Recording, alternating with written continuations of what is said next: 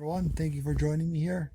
This is Michael Anfield, and thank you to Harmon Locke, sorry, or Lockie, for posting this, and sorry if I pronounced the name wrong.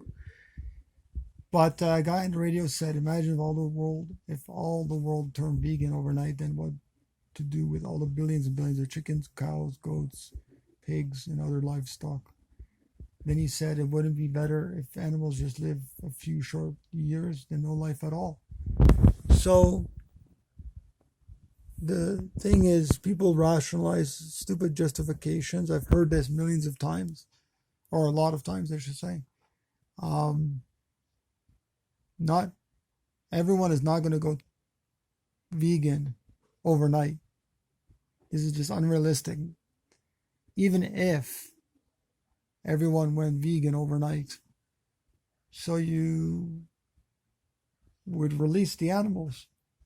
And because we're not killing the animals, yeah, let nature take care of the animals. I mean, even though some of them might die or whatever, that's life. That's nature. Let nature take care of these animals. Yeah. So it's definitely not going to happen overnight. We're not going to get 7 billion people or whatever going vegan like tonight or now.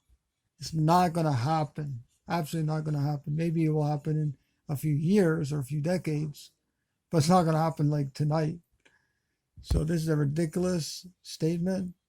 It's just a justification that that person wants to continue eating animals and animal products.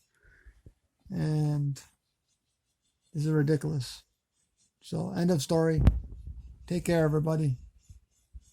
Next justification, stupid justification, post down below.